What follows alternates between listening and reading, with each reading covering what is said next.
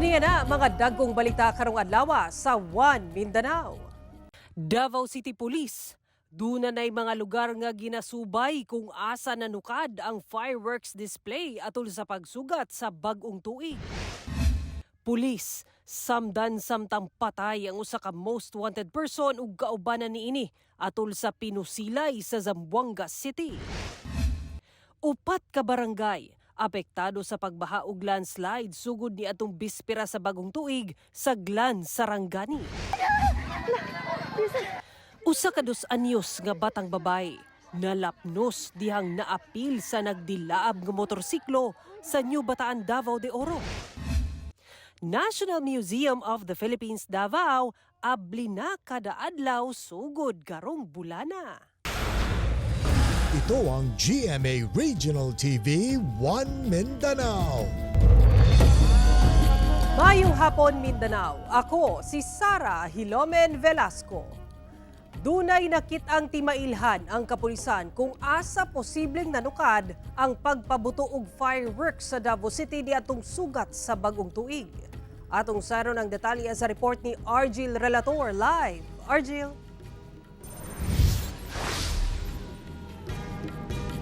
Sara Luyo nga dunay na nakitang timailhan parayon paghihapon ang kapulisan sa pag-ila kung kinsa bagayon ang utok sa maong fireworks display.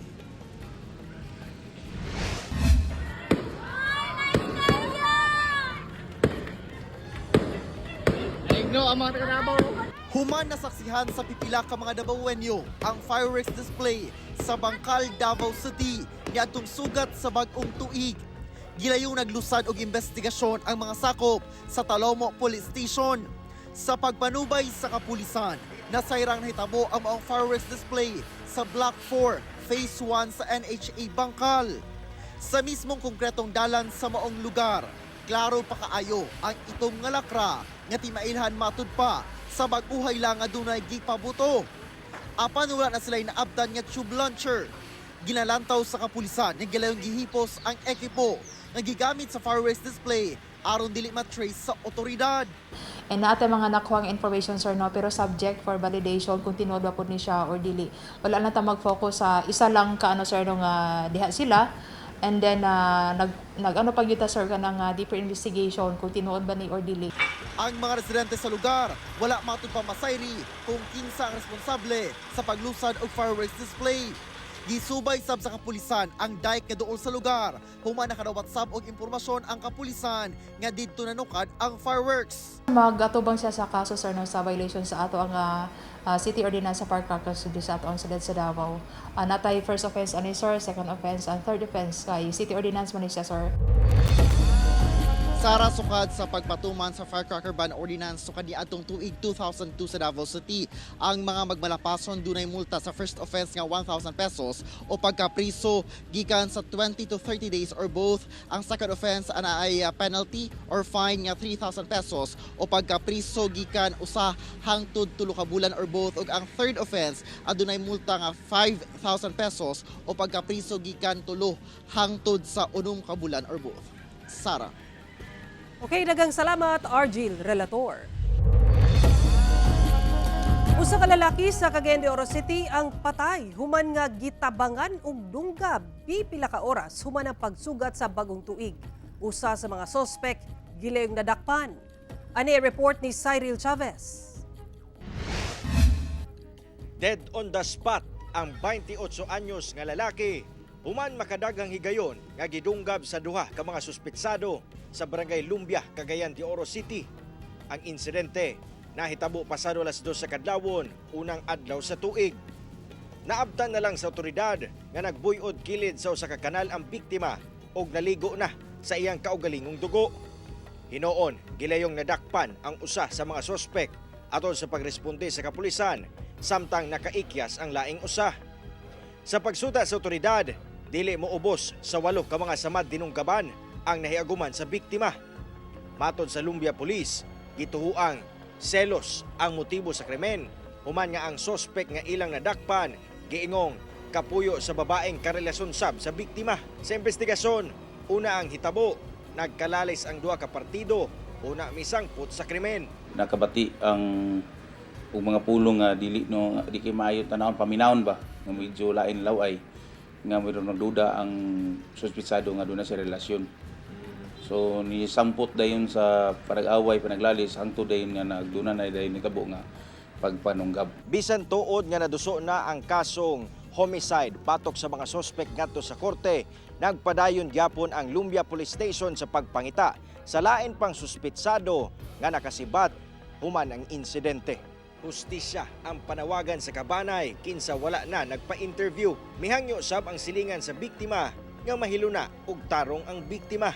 Makuha lang na mong patay diri. Kami na lang dayon bahala dito sa Lumbia. Panawagan sa otoridad ngadto sa nakaikyas nga suspitsado nga mutahan na. Dili lang to paabuton nga magawas ng warrant ug pwede ka mo surrender dinhi sa among opisina, willing atong opisina nga mo cater sa imo. O identified naman siya. Nakuha na nato ang iyang location, iyang edad o asa siya nagpuyo. Kauban si Jaybert Pairat, Cyril Chavez. 1 Mindanao. Sa New Bataan, Davao de Oro, usa ka motorsiklo ang nagdilaab. Bata nga sakay sa motor nalapnos. Ani ang report ni John D. Esteban. Nabulabog ang mga residente sa Purok 7 Barangay Kamandangan sa New Bataan, Davao de Oro. Dihang nagkalayo ang sinina niining bata human nagdilaab ang motor alas 2 sa hapon, January 2. Nagdali-dali og kuhag tubig ang mga residente ug dayong gisablig sa bata. Sa exclusive interview sa GMA Regional TV 1 Mindanao sa New Bataan Municipal Disaster and Risk Reduction Management Office, nga miresponde sa nahitabuan gikan Mati City, Davao Oriental ang magbanay, pauli unta sila og Mungkayo, Davao de Oro. Duha ka motor ang ilang gisakyan. Sa usa ka motor, sakay ang amahan ug ang duha ka anak. Samtang sa laing motor, ang inahan ang nagmaneho, sakay ang usa pa nila ka anak. Dihang pagabot sa lugar, natumba ang motor nga gimanehuan sa amahan, dayon nasunog ang motor. Ang 2 anyos nga babae nga naglingkod sa tubangan, nalapnos. Tumboy sila, naggunboy. Natumba ang katong papa, natumba ang papa. Pagkatumba, nasunog.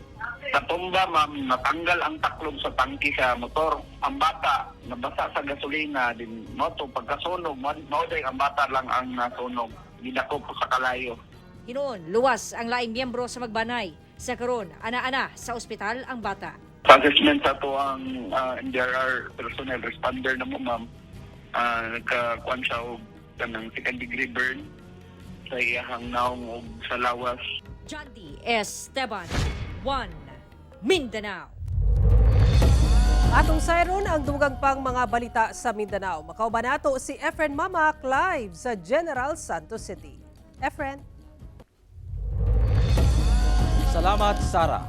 Usa ka semana una ang bagong tuig, duha ka mga kaso sa indiscriminate firing ang natala sa Police Regional Office 10. Usa sa mga sospek niini, miyembro sa PNP.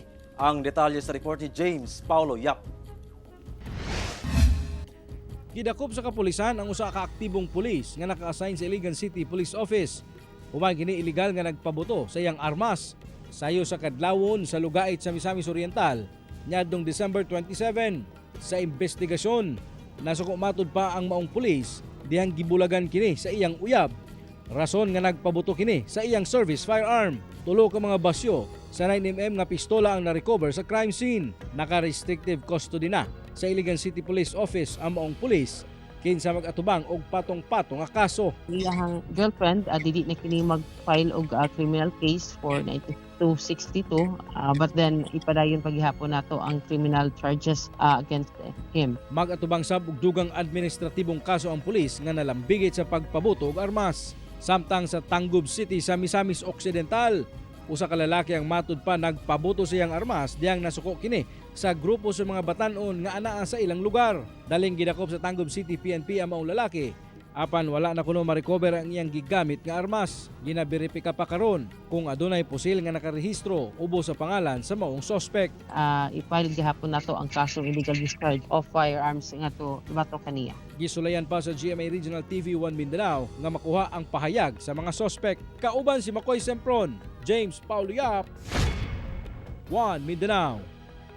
Samdan ang usa ka police intel operative samtang patay ang usa ka most wanted person ug kaubanan nga dunay arrest warrant atol sa pinusilay bisperas sa bagong tuig sa Zamboanga City.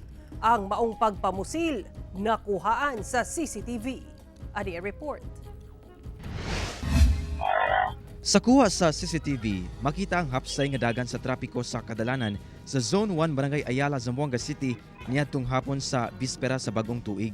Taod-taod, makita kining motorsiklo nga dunay duha ka sakay nga mihunong sa dapin sa kalsada kung asa dunay usa ka lalaki nga nagtindog. Apan midagan ang lalaking nagtindog patabok sa kalsada ug didto na nagpinusilay tali sa angkas nga minaog sa motor. Nakalingkod pa sa kalsada ang lalaking mitabok sa pikas lane samtang padayon ang pinusilay. Samtang ang motor mibali na sa luyo sa usa ka sakyanan nga mihunong samtang padayon ang pinusilay. Taod-taod, natumba na ang nakigpinusilay nga angkas sa motor samtang padayon ang pagpamusil sa lalaki sa rider nga mitabok sab sa kalsada hangtod mihunong sa daplin sa maong kalsada. Sa investigasyon sa kapulisan, nasayrang usa ka police intel operative ang lalaking nagtindog lang sa kalsada kinsa nagpahigayon og covert duty sa police station Ayala.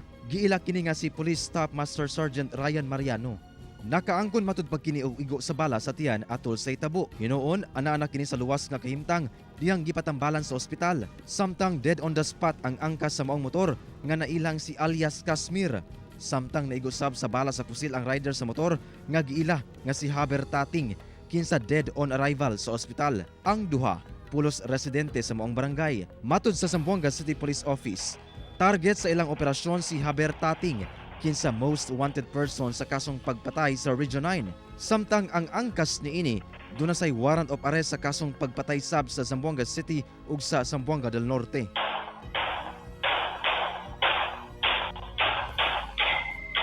Meron outstanding warrant of arrest si Haber Tating for 2 counts of murder. And after the incident, we also found the outstanding warrant against Kashmir also for murder. So, hindi po nila pwedeng i-deny na may involvement yung kanilang mga members ng family, that of Tating and Kashmir, because meron silang mga outstanding warrants and these are cases involving them in shooting incidents, not just here sa Zamboanga City, pero sa Cebu ko rin yung isang case ni Kashmir. Ginasulayan pa sa GMA Regional TV 1 Mindanao nga makuhaan og pahayag ang pamilya sa mga napatay sa maong pinusilay. Samtang padayon sa pag-awhag ang kapulisan sa publiko nga makigtambayayong kanila kontra kriminalidad. If there are any individuals na alam nila na nagmamay-ari ng baril or mga wanted persons natin, give us the information. We will make sure that you are properly protected. Efren Mama, 1 Mindanao.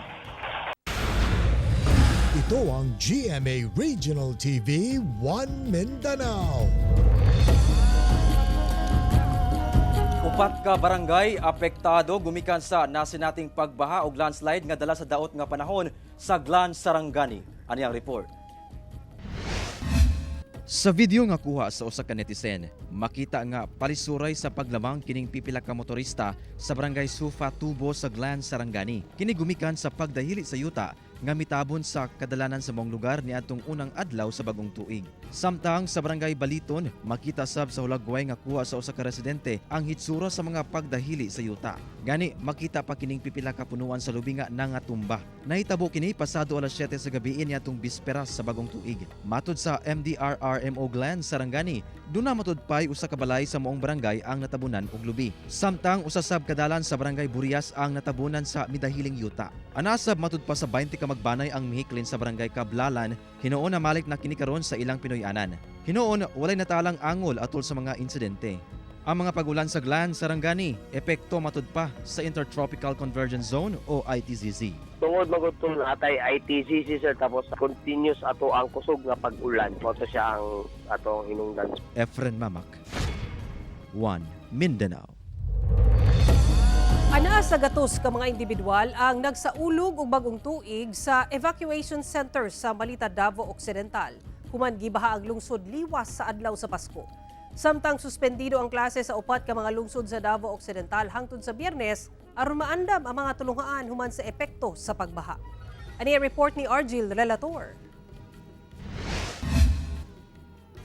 Anaa sa 26 ka magbanay, diin adunay 109 ka individual ang misugat sa bagong tuig 2025 sa New ABC Gym sa Malita sa Davao Occidental nga gihimong evacuation center. Hinoon, giandaman sila og pang medianoche sa LGU Malita nga mo'y ilang gipagsaluhan. Sila ang mga nahibiling pamilya nga nagtinas sa evacuation center. Human gidanyo sa pagbaha ang ilang Pinoy-anan ni atong December 26. Una na gibutyag sa Malita LGU nga dili una muuli ang mga residente hangtod sa walay deklarasyon ang MDRMO nga luwas na silang makauli. Ang total damage ito, yung houses na nawala talaga, natangay talaga. We have 302. Ang partially damaged, we have 586, no? Partially damaged houses. This is for Malita. Totally damaged for Donald City, we have 49 pala and 16 with partially damaged.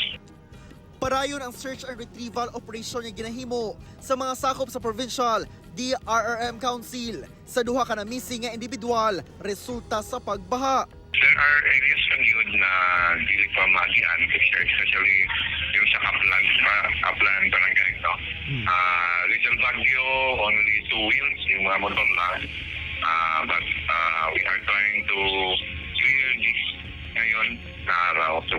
Gipanghat na nasabog food packs ug non-food items ang mga apektadong residente sa Barangay Little Baguio nga miabot og 227 ka magbanay pinaagi sa pag-airlift tungod sa kalayo ug guba ang dalan. Una na nga gideklara ang state of calamity sa Malita aron magamit ang ilang calamity funds sa pagtabang sa mga apektadong residente sa baha. Aron mahatagan og igong panahon nga ma-clear ug ma-restore ang mga dalan alang sa hapsay nga pagbalik sa klase. Nagdeklara og suspensyon sa klase ug trabaho sa tanang level sa mga eskwelahan sa Malita sugod January 2 hangtod January 3. Apan giabisuhan nga mag-shift sa alternative learning modalities. Samang suspension sub sa klase ang gideklara sa mga lungsod sa Santa Maria, Don Marcelino ug Jose Abad Santos. Samtang ipailawom na sa state of calamity ang lungsod sa Don Marcelino. Sa impormasyong nakuha sa GMA Super Radio Davao sa Office of the Civil Defense 11, epektibo kini atong Disyembre 28. Ilawom sa pagdeklara og state of calamity, mas mapadali ang paghatag og ayuda sa mga naapektuhan sa kalamidad ug mapatuman ang price freeze sa mga nagunang palaliton. Kahinumduman nga ikaduha ang Don Marcelino sa 5 ka lungsod sa Davao Occidental nga labing apektado sa miaging pagbaha.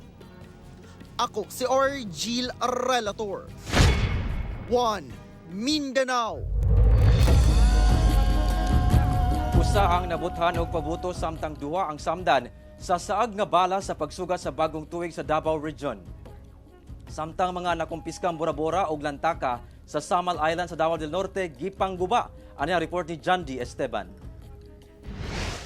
Base sa tala sa Police Regional Office 11, usa ka 50 anyos nga lalaki ang nakahiagom og minor injury human nabuthan og fountain sa walang kamot ato sa pagsugat sa bagong tuig. Samtang duha ang biktima sa saag nga bala. Ang usa nahitabo sa Panabo City, Davao del Norte. Ang 19 anyos nga biktima naigo og bala sa ulo sa wala pa matino nga pusil alas 12:20 sa kadlawon niadtong January 1. Muhi siya ma'am, napa siya karon sa hospital sa Tagum City. Ongoing pa po ang investigation sa Panabo City Police Station kung kinsa ang suspect atong nagpabutol sa iyahang baril na nakaigo sa biktima. Ang laing biktima sa saag nga bala nag-edad og 22 anyos sa Sulup, Davao del Sur. Nahitabo kini alas 5:45 niadtong Enero 1. While going home from Padada ma'am, along the way nakabati siya na murag nagnam iyahang left arm na ay may samad, so nato siya sa hospital. Dito na sunta na allegedly from caliber 45 pistol ang nakaigo sa iya. Sa karon parayon ang investigasyon sa kung kinsa ang mga nagpabuto sa ilang pusil. Pero taliwala din nagbalinawon matud pa ang pagsaulog sa bagong tuig sa Davao Region, sumala sa kapulisan. Samtang gipangguba ang nakumpiska nga mga bora-bora ug lantaka sa Samal Island, Davao del Norte. Adlang Huwebes, gipaagian og pison ang 149 ka bora-bora ug pulo ka lantaka aron dili na subling magamit. Ang bora-bora ug lantaka gibawal sa syudad base sa Executive Order number 65 Series of 2024 aron masiguro ang kalawasan sa tanan. Sa Mabini, Davao de Oro, gipangkumpiska sa kapulisan ang pipila ka motorsiklo nga naggamit og bora-bora nga tambutso ato sa pagsugat sa bagong tuig. Sa impormasyon nga nakuha sa GMA Super Radio Davao sa Mabini PNP, dili mubos sa napulo ka motorsiklo ang gipangkumpiska ug gikustodiya. Tumong sa mga aktibidad nga mapugnan ang sobra kasaba, kagubot ug disgrasya ato sa pagsaulog sa bagong tuig. Jandy Esteban, 1 Mindanao.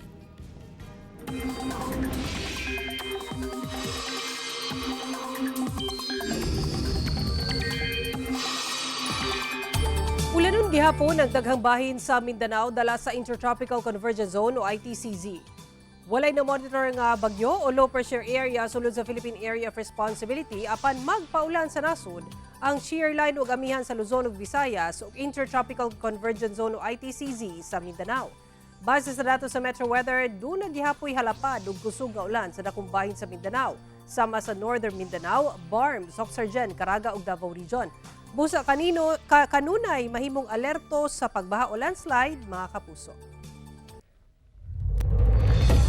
Patay ang 12 anyos nga batang lalaki human na lumos sa suba. Dihang giapas niini ang iyang tsinelas nga naanod sa suba atol sa unang adlaw sa bagong tuig sa Zamboanga City. Ani ang detalye. Gamit ang PC, na-recover sa otoridad ang patayng lawas nining batang lalaki sa suba sa usa ka spillway sa Kilometer 7 Barangay Pasunangka, Zamboanga City pasado alas 12 sa udto sa unang adlaw sa bagong tuig. Sumala sa kapulisan, nasangyad sa lawom nga bahin ang bata diyang nalumos. Nag-edad kini og 12 anyos og residente rasab sa Lantawan sa maong barangay. Sa investigasyon, naligo ang bata uban ang lain pang mga bata sa maong lugar. Apan naanod sa tubig ang tsinelas niini, hinungdan nga gigukod niya kini. Apan na-slide siya sa danlog nga bahin sa spillway ug didto na naanod sa tubig ug nalumos. Dahil sa lakas ng current ng tubig na slide siya doon sa spillway. Kaya ang nangyari, na pailalim siya doon sa malakas na current ng tubig kaya hindi niya na makuhang makaahon. Gitagad na sa kabanay ang patayng lawas sa biktima. Gilubong na kini subay sa tradisyong Islam. Paimangno sa kapulisan sa mga ligo sa maong suba nga mag-igmat ilabi na sa mga bata.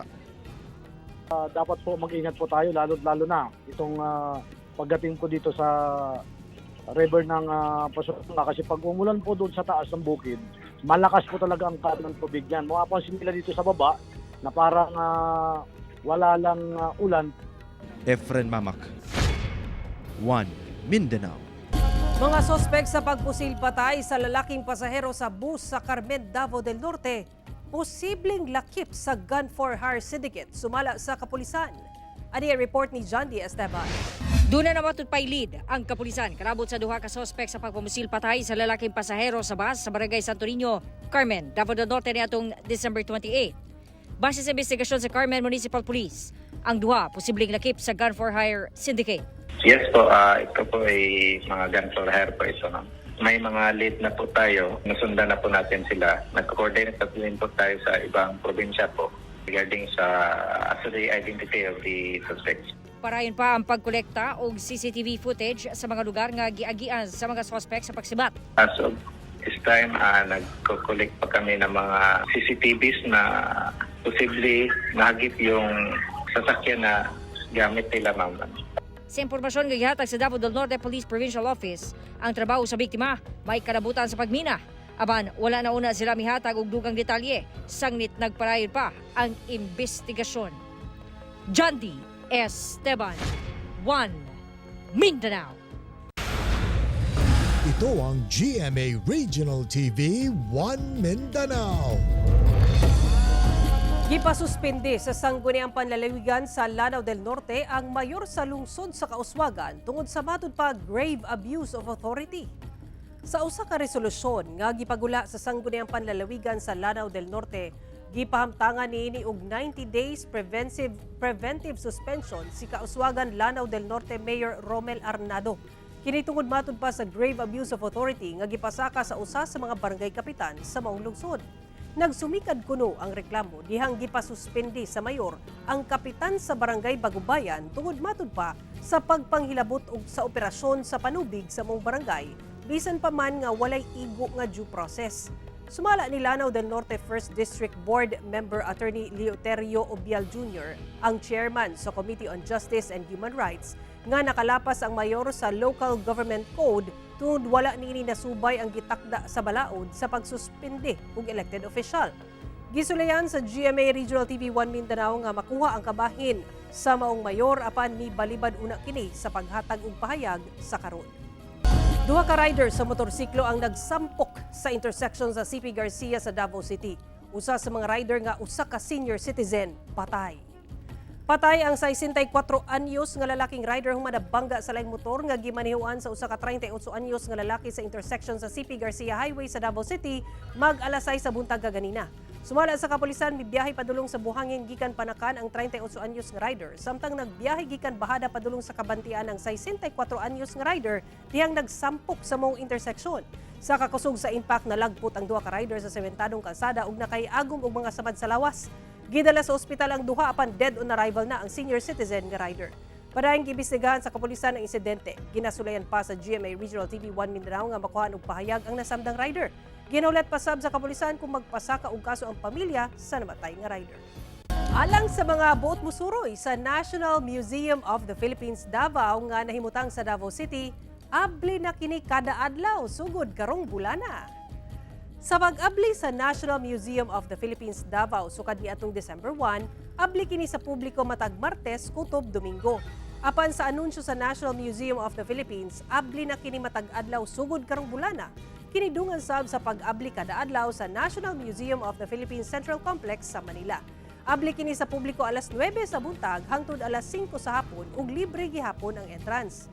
Ang maong durian-inspired museum kabahin sa mas gipalapdang regional museum sa nasod ug ang 17 nga regional component museum sa National Museum of the Philippines nga nagpakita sa mabulukong kultura sa mga taga Mindanao.